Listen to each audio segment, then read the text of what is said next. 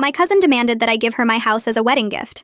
My cousin Rachel announced her engagement to Brian at Thanksgiving dinner and immediately turned to me saying she knew what my wedding gift would be. I thought she meant the crystal vases I'd been collecting for family weddings, but she said no, I'd be giving them my house.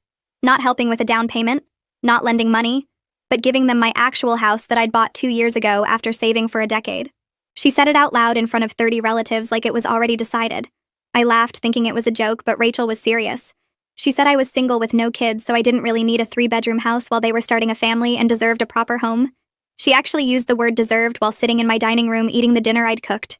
My Aunt Helen, Rachel's mom, nodded along, saying it was so generous of me to help the young couple get started. I said I wasn't giving anyone my house, and Rachel's face turned red. She said I was being selfish, keeping a family home all to myself when I could easily go back to renting an apartment like someone my age without children should be doing anyway. She actually said those words to me, a 31-year-old homeowner, while she was 26 and living in Brian's mom's basement. The whole family went quiet, but nobody defended me. My Uncle Tom said sharing was important in families. My own mother said I should consider it since I could afford another place eventually. My dad stayed silent, which was him agreeing without having to say it. Rachel spent the rest of dinner telling everyone about the renovations they'd make to my house, how they'd turn my office into a nursery, how they'd repaint everything because my color choices were too dark. She was planning my house like she already owned it.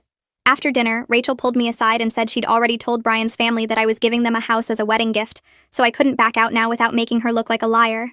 She said his parents were so impressed that her family was generous enough to provide housing.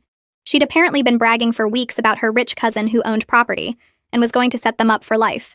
She said if I didn't follow through, Brian's family would think she came from trash who made false promises. I said that was her problem for lying, and she actually started crying, saying I was ruining her wedding before it even happened. For weeks after that, Rachel kept acting like the house was already hers. She'd bring Brian over without asking to measure rooms and plan furniture placement. She'd tell people we were doing a title transfer and just working out the paperwork. She had mail sent to my address claiming she was updating her information early. She even told the neighbors she'd be moving in after the wedding and asked them about the neighborhood association rules. Brian's family started contacting me about the house too. His mother called thanking me for my generosity and asking about property taxes. His father sent me an email about transferring utilities and whether the roof had been recently replaced. They were all discussing my property like it was a done deal. Rachel had convinced everyone I'd agreed to this insane plan. The breaking point was when Rachel sent me a realtor she wanted me to use to handle the transfer. The realtor, Diana, called me confused because Rachel had said I wanted to gift my house but hadn't provided any documentation proving I owned it or agreed to this. Diana said she needed to see the deed and my written consent before proceeding. That gave me an idea. I told Diana I'd bring everything to Rachel's wedding planning party that weekend. Rachel had invited both families to plan the wedding and discuss the house transfer. She'd made it a whole event at Brian's parents' house, catered and everything. I showed up with a folder looking official, and Rachel practically glowed thinking I'd brought the deed. Brian's parents thanked me repeatedly for giving their son such a head start in life. His grandmother hugged me, saying not many people were so generous. His siblings kept asking about spare bedrooms and whether the basement was finished. Rachel had clearly promised them all space in my house. When everyone was gathered, Rachel asked me to present the paperwork. I pulled out the deed and showed it to Diana. Diana read it and looked confused. Requested Reads is on Spotify now. Check out link in the description or comments. Up from the deed, Diana Deed looked at me with a question in her eyes and said she didn't see any transfer documents or gift paperwork in the folder I'd brought. Rachel's smile froze on her face while Brian leaned forward to get a better look at what Diana was holding. I took the deed back from Diana and explained calmly that this was my property deed showing sole ownership in my name, with no co-owners, no pending transfers, and no indication that I'd ever agreed to gift this house to anyone. The room went completely silent except for someone's phone buzzing on the table. Brian's mother stopped mid-sip of her wine and set the glass down carefully. Rachel started shaking her head and saying that wasn't the right paperwork, that I must have brought the wrong folder, but her voice had gone high and thin. I pulled out my phone and showed Diana the text messages where Rachel had told me weeks ago that she'd already informed Brian's family about the house gift, and I couldn't back out now without making her look bad. Diana read the messages with her eyebrows going up higher with each line. Brian took my phone from Diana's hand and scrolled through the conversation himself, while his father moved closer to read over his shoulder. I watched Brian's face change as he read Rachel telling me that his parents were so impressed by my generosity and that she'd been bragging to them for weeks about her rich cousin. His jaw tightened when he got to the part where Rachel said his family would think she came from trash if I didn't follow through. Brian looked up at Rachel and asked her point blank when I had supposedly agreed to give them my house. Rachel stammered that it was at Thanksgiving dinner in front of everyone, but I interrupted to remind Brian that 30 relatives heard me clearly refuse at that dinner. My mother shifted in her seat and looked down at her hands. Rachel tried a different approach and said that even if I didn't explicitly promise the house, I'd implied I would help them, and she'd just been optimistic about what that help would look like. Brian's father cut in and said that Rachel had told them very specifically that I was transferring the deed as a wedding gift, not that I might help with a down payment or loan them money. She'd shown them pictures of my house and talked about which rooms they'd renovate first. Brian's grandmother spoke up in a quiet voice and said Rachel had promised her she could have the guest room when she visited, because the house was going to be theirs free and clear. The hurt in her voice made Rachel start crying, but this time it looked different from her previous tears. This looked like panic. Brian stood up and asked Rachel to step outside with him, but she grabbed onto the table and refused to move. She said if we could all just calm down and discuss this reasonably, we'd see that this was a misunderstanding blown out of proportion. I asked her directly how it was a misunderstanding when she'd sent a realtor to my house, had mail forwarded to my address, told my neighbors she was moving in, and brought Brian over multiple times to measure rooms without my permission. Rachel's face went red and she accused me of trying to humiliate her in front of Brian's family. My Aunt Helen finally spoke up and said that even if I hadn't made a formal promise, family was supposed to help family and I was being cruel to embarrass Rachel like this. Uncle Tom nodded along, but he looked less certain than he had at Thanksgiving. Brian's mother set down her wine glass with enough force that it clinked against the table and said she wanted to understand the timeline of events.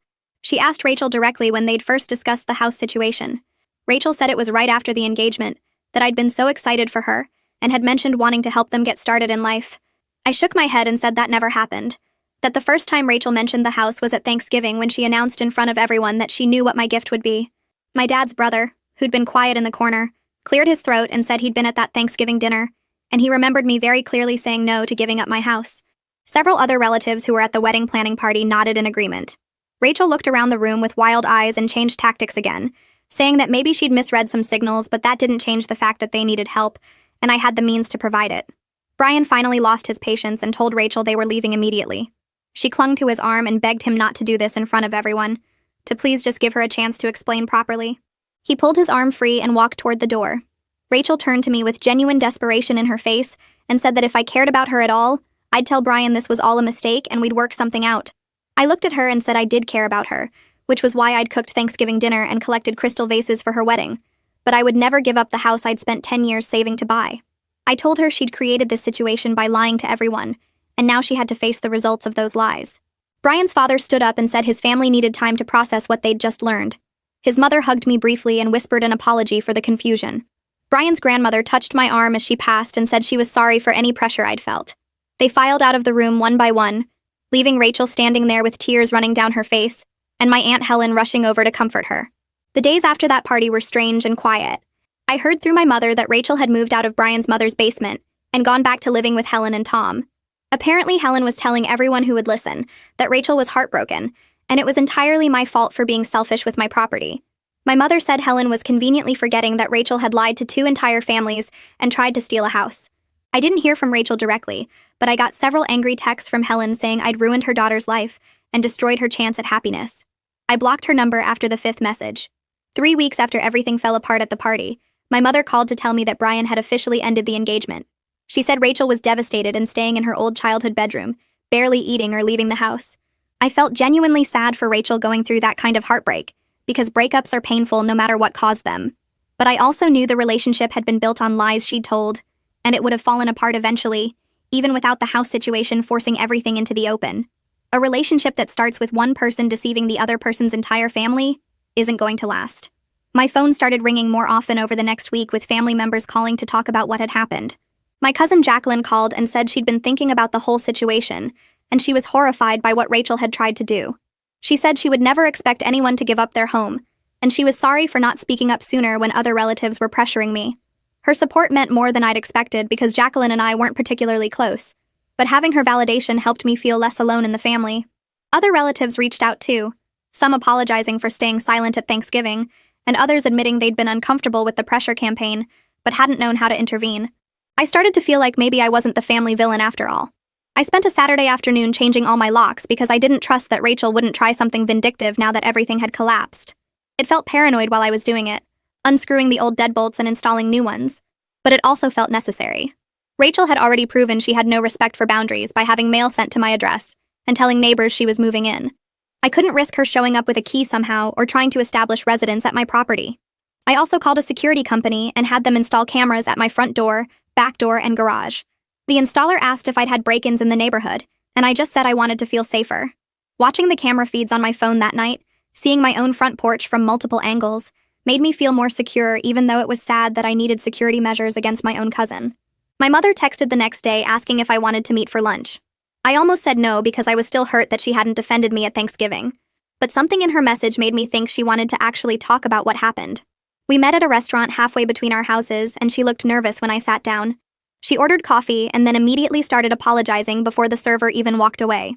She said she was genuinely sorry for not immediately defending me at Thanksgiving when Rachel made her announcement. She explained that she'd been so shocked by Rachel's audacity that she'd defaulted into peacekeeping mode, trying to smooth things over instead of standing up for what was right. She said she realized now that some situations don't call for peace.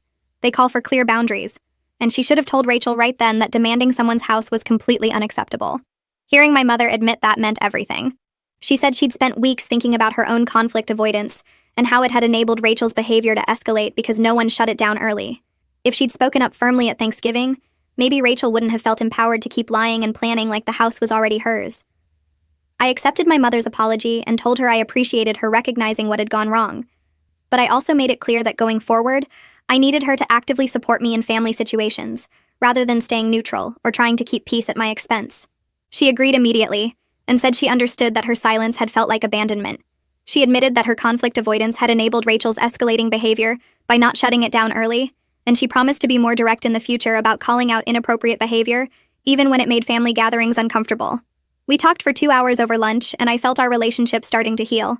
It wasn't completely fixed because trust takes time to rebuild, but it was a genuine start. She paid for lunch and hugged me in the parking lot, holding on longer than usual. A month after the party, I had to attend a family funeral for a distant relative I barely remembered. I dreaded going because I knew Rachel would be there and I had no idea how she'd react to seeing me. When I walked into the funeral home, I spotted Rachel immediately sitting in the front row next to Helen. She was wearing black and staring straight ahead, not looking around at all. When I walked past to sign the guest book, she didn't even glance in my direction. Helen kept Rachel close to her side throughout the entire service and shot me hostile looks every time I moved. Uncle Tom was there too, standing slightly apart from his wife and daughter, and when our eyes met, he actually nodded at me. It wasn't friendly, but it wasn't hostile either. It might have been grudging acknowledgement that things had gotten out of hand. After the service, during the reception at the church, my dad's brother pulled me aside near the coffee table. He said he'd been thinking about everything that happened, and he wanted me to know that he thought I'd handled the situation correctly. He said Rachel needed to face consequences for her manipulation and lying, and sometimes family members need to be held accountable even when it's uncomfortable. He admitted that several family members had been uncomfortable with the pressure campaign but didn't speak up, and he regretted his own silence. Having him say that out loud, acknowledging that other people had seen how wrong it was but stayed quiet, made me feel validated in a way I hadn't expected. I started making more effort to rebuild relationships with family members who had either supported me during everything or had apologized since then. I called Jacqueline back and we had coffee. I accepted invitations from relatives who'd reached out. I was slowly creating a smaller circle of family who respected boundaries and could be trusted. At the same time, I had to accept that Helen, Tom, and Rachel would likely never forgive me for not enabling the house theft. Helen still wouldn't speak to me at family events. Tom was civil but distant. Rachel avoided me completely. It hurt because we'd been close when we were younger, but I recognized it was a necessary boundary for my own well-being. I couldn't have people in my life who thought it was acceptable to try to take my home through lies and manipulation. My mother mentioned during one of our phone calls that Helen was struggling financially, and that was partly why she'd been so invested in Rachel getting a house. She said it like that should make me understand or excuse what had happened. I felt a flash of sympathy because financial stress is genuinely hard, and I didn't want Helen to be suffering. But then I reminded myself that their financial problems didn't obligate me to sacrifice a decade of my savings and my home. Lots of people struggle with money without trying to steal houses from their relatives. Helen's financial situation might explain her desperation, but it didn't excuse her supporting Rachel's lies and manipulation. I told my mother that I felt bad about Helen's struggles, but it didn't change anything about what Rachel had tried to do or what I'd had to do to stop it. 2 months passed, and I found myself standing in the produce section of the grocery store, holding a bag of apples and trying to remember if I needed anything else. I turned toward the bread aisle and nearly walked straight into Brian. We both stopped short, and there was this awkward second where neither of us knew what to say. He looked different. Thinner, maybe. Or just tired in a way that made him seem older. He said hi first, and I said hi back. And then we just stood there with our shopping carts between us like some kind of barrier. He asked how I was doing, and I said fine, keeping my voice neutral because I wasn't sure where this conversation was going. He nodded and said he wanted to thank me again for being honest about everything. that it had been hard, but he was doing better now. He told me he was focusing on his own life and being more careful about who he trusted, and the way he said it made it clear he meant Rachel specifically. I told him I was glad he was okay, and I meant it, because seeing him hurt at that party had been awful, even though none of it was my fault. We talked for maybe 3 more minutes about nothing important, the weather and traffic and how the grocery store had rearranged everything again, and then he said he should get going. We said goodbye and went our separate directions, and I felt this strange mix of relief and sadness that we'd managed a normal conversation. A week later, my mother called while I was making dinner and told me Rachel had gotten a job in another state. She said it like it was good news, like Rachel was moving up in the world, but I could hear the worry underneath. My mother explained that Rachel wanted a fresh start away from the family drama and the reminders of her broken engagement. I understood that impulse because starting over somewhere new can feel like hitting a reset button on your life.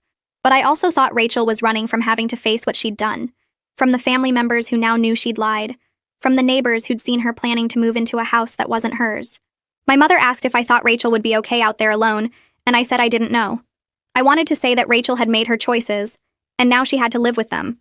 But my mother sounded sad enough already. After we hung up, I stood in my kitchen stirring pasta and thinking about how Rachel had tried to take everything from me and was now leaving everything behind instead. The next few family gatherings felt different with Rachel gone. There was less tension in the room, less worry that someone would say the wrong thing and start another fight. But Helen still wouldn't look at me when we were in the same space. At my cousin's graduation party, Helen stayed on the opposite side of the yard the entire time, talking to other relatives but pointedly ignoring me whenever I came near. My mother mentioned later that Helen blamed me for Rachel moving so far away and being isolated from family. That frustrated me because Rachel had isolated herself through her own choices, through lying and manipulating and refusing to take responsibility. Helen acted like I'd personally driven Rachel out of state, when really Rachel had driven herself there to avoid facing what she'd done. My mother tried to play peacemaker, suggesting maybe time would help Helen see things differently, but I wasn't holding my breath. 3 weeks later, I went to a family birthday party for one of my younger cousins. The party was at a park with picnic tables and a playground, and I arrived early to help set up. As more relatives showed up, I noticed something strange. The people who'd pressured me about sharing my house, who'd said family should help each other and I had more space than I needed, were suddenly very quiet around me. Nobody asked about my living situation or made comments about my 3 bedrooms. When someone brought up real estate prices, the conversation shifted quickly to something else. Uncle Tom was there, and he nodded at me politely, but didn't try to start any discussions about family obligations. My mother's sister, who'd said at Thanksgiving that young couples needed support, now talked to me about her garden instead. It felt like a small victory in establishing boundaries, like they'd finally understood that my house was mine and not up for family discussion. My dad started calling me more often after that, inviting me to dinners and family events with a deliberateness that felt intentional. At a cookout at his house, one of my aunts made a comment about the Rachel situation, something about how family feuds were so unfortunate. My dad cut her off immediately and said the situation was resolved and we weren't discussing it anymore. The aunt looked startled but nodded and changed the subject. Later, my dad pulled me aside near the grill and said he was making up for not speaking up at Thanksgiving, that he should have defended me immediately. I told him I appreciated his support now and that it helped me feel less isolated within the family. He squeezed my shoulder and said he was proud of how I'd handled everything, which made my throat tight because I'd wanted to hear that for months. 3 months after the confrontation at the wedding planning party, my mother invited me to lunch at a cafe near her office. We ordered sandwiches and she seemed nervous, fidgeting with her napkin and not quite meeting my eyes. Finally, she told me that Helen had admitted something to her privately. Helen had said that Rachel had always had problems with honesty and entitlement, that she'd hoped marriage would mature Rachel and teach her responsibility. My mother said Helen had been so invested in the engagement succeeding because she thought it was Rachel's chance to grow up, regardless of the methods Rachel used to get there. I sat back in my chair processing this information, realizing that Helen had known all along that Rachel had character issues, but had chosen to enable them anyway. My mother said Helen thought a husband and house would fix Rachel, like external circumstances could change who someone was inside. Hearing that even Helen recognized Rachel's character problems made me feel validated in a way I hadn't expected. Someone who'd been completely on Rachel's side had admitted, at least privately, that Rachel had serious issues. But I was also frustrated that Helen still blamed me, rather than holding Rachel accountable for her own behavior. I told my mother this over our sandwiches, and she nodded slowly, admitting that some people will always enable their children's bad behavior, rather than face the discomfort of setting boundaries. She said Helen loved Rachel so much that she couldn't see how her constant excuses and protection had actually made Rachel worse. I understood loving your child, but there had to be a point where you stopped covering for them and made them face consequences. Helen had never reached that point with Rachel, and probably never would. The stress of everything that had happened, the family betrayal and the violation of my boundaries, started catching up with me in ways I couldn't ignore. I wasn't sleeping well, and I felt anxious in my own house, constantly worried that Rachel would show up, or that some other family member would try to pressure me. I finally called a therapist and started going to weekly sessions. The therapist, an older woman with gray hair and a calm voice, helped me understand that my guilt about Rachel's broken engagement was misplaced. She explained that I wasn't responsible for the consequences of Rachel's lies, that Rachel had created the entire situation, and I'd simply refused to be victimized by it. We talked about how I'd been carrying this weight of family disapproval and wondering if I'd done the right thing, when really I'd just protected myself from theft. The therapist said that was not only okay but necessary, that nobody should sacrifice their home and financial security to keep family peace. Through several more therapy sessions, I worked on accepting that some family relationships were permanently damaged, and that was okay. The therapist helped me see that not all relationships are worth preserving if they require me to accept being exploited or manipulated. She asked me what I would tell a friend in my situation, if I would advise them to give up their house to avoid family tension. I said of course not, that would be crazy, and she pointed out that I deserved the same consideration I'd give a friend. We talked about how choosing myself over family peace didn't make me selfish. It made me someone with healthy boundaries. I started to feel less guilty about Helen not speaking to me and Rachel moving away, because those were consequences they'd created through their own actions, not punishments I'd inflicted. 4 months after everything exploded at the wedding planning party, I decided to host a small dinner party at my house. I invited my parents, my dad's brother, who told me I'd handled things correctly, my cousin who'd called to say she was horrified by Rachel's behavior, and a few other family members who'd either supported me during everything or apologized since then. I spent the afternoon cooking and setting my dining room table, the same table where Rachel had once announced I didn't need my house. When everyone arrived, the atmosphere was warm and relaxed in a way family gatherings hadn't been in months. We ate dinner and talked about normal things, work and hobbies and vacation plans, with nobody mentioning Rachel or the house situation. After dinner, my dad's brother raised his glass and said he was glad to be in a home where boundaries were respected and everyone clinked glasses with him. It felt good to fill my home with people who respected my boundaries and celebrated my accomplishments rather than trying to take them from me, to reclaim this space as mine surrounded by family who actually acted like family should. My mother showed up carrying a bottle of wine and a container of her famous potato salad, setting both on my kitchen counter before pulling me into a tight hug that lasted longer than usual. She'd been coming to more of my gatherings lately, making an effort to show support in ways she hadn't before everything happened with Rachel. When everyone sat down to eat, she stood up without me asking her to and cleared her throat to get everyone's attention. She told the whole group that she wanted them to know how proud she was of me for standing firm when family pressure tried to push me into giving up something I'd worked so hard for. Her voice got a little shaky when she said that watching me defend my boundaries had taught her something important about the difference between keeping peace and enabling harm. I felt my eyes getting wet because hearing my mother say those words out loud in front of other family members meant more than I could explain. She sat back down and squeezed my hand under the table, and I squeezed back, both of us understanding that our relationship had shifted into something stronger and more honest than it had been before. I heard through my cousin Jacqueline that Rachel had settled into her new city and found a job at a marketing firm that paid pretty well. Jacqueline said Rachel had made new friends and seemed to be building a life for herself away from all the family drama and the broken engagement. Part of me felt genuinely glad that she was doing okay, that she hadn't completely fallen apart after everything collapsed. I hoped she'd learned something from the whole disaster, that maybe being forced to face consequences had pushed her to grow up and stop expecting the world to hand her things she hadn't earned. But I also knew I had no interest in rebuilding any kind of relationship with her. Not after she'd tried to steal my house and manipulated 2 entire families to make it happen. Some people could come back from that kind of betrayal, but I wasn't one of them, and I was okay with that boundary. 5 months after the wedding planning party disaster, I got an email from Helen that showed up in my inbox on a random Tuesday morning. The subject line just said, "Thinking of you," which seemed careful and non-committal. I opened it expecting either a full apology or another round of blame, but what I got was something in between. She wrote that the situation had been complicated, and that she wished things had gone differently for everyone involved. She didn't say she was sorry for supporting Rachel's attempt to take my house, didn't acknowledge that what Rachel did was actually theft, didn't admit that she'd been wrong to pressure me. But the email felt like regret even if it wasn't full accountability, like she knew things had gone badly, but couldn't quite bring herself to say whose fault that was. It was more than I'd expected from her, honestly, given how angry she'd been, and how completely she'd cut me off after I exposed Rachel's lies. I read the email 3 times trying to figure out if there was a hidden message or a request buried in the careful language, but it seemed like it was just what it appeared to be. A small gesture from someone who couldn't quite apologize but wanted to crack open a door. I sat with the email for 2 days before responding, writing and deleting several drafts that ranged from warm to cold to completely ignoring it. I finally settled on something polite but distant, thanking her for reaching out and saying I appreciated her thinking of me. I didn't offer to get together for coffee or suggest we try to rebuild what had broken between us. I kept my response short and cordial, the kind of thing you'd send to someone you used to know but didn't really want back in your life. Some relationships could exist in a civil but distant state, and that felt appropriate for me and Helen given that she'd never fully acknowledged that her daughter had tried to steal my house through lies and manipulation. I could be polite without being close, could respond without opening myself up to more pressure or judgment. I hit send and felt okay about it. Not guilty or angry, just neutral. When my parents called to invite me to Thanksgiving dinner, I asked directly if Rachel, Helen, and Uncle Tom would be there, because I needed to know before I agreed to come. My mother didn't hesitate or try to dodge the question, which I appreciated.